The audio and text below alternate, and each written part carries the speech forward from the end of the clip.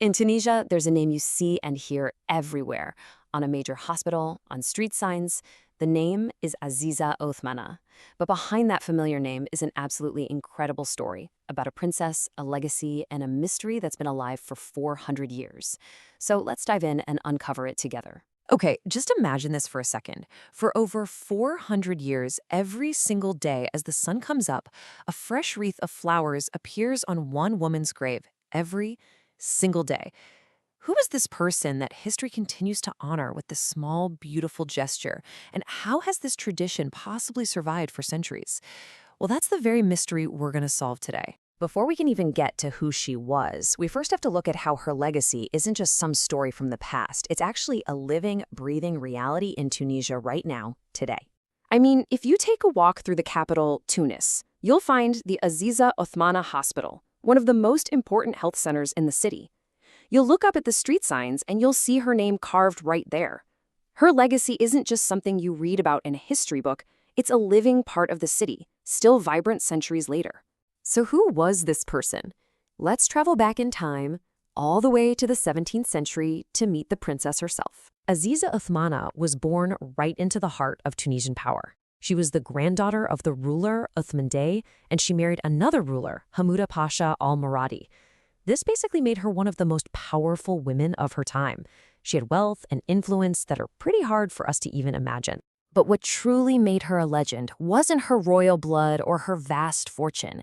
It was a single journey, one trip, that changed absolutely everything. It sparked a transformation that would create her entire myth. After she performed the Hajj, the holy pilgrimage to Mecca, Aziza returned a completely different woman. And the very first decision she made upon her return was both shocking and incredibly powerful. She freed all of her slaves. This wasn't just a charitable act. It was a declaration of a new purpose, the beginning of an incredible legacy. And this is where her real genius comes into play. She wasn't content with just making one-time donations.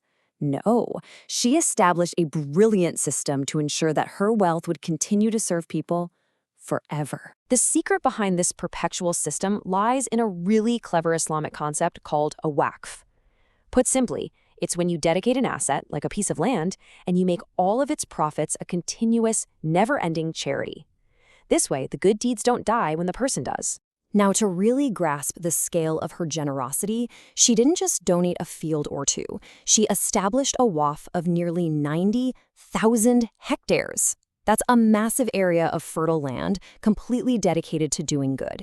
It's a staggering number that just shows the depth of her vision and her commitment. And her giving wasn't random. It was a complete social welfare system.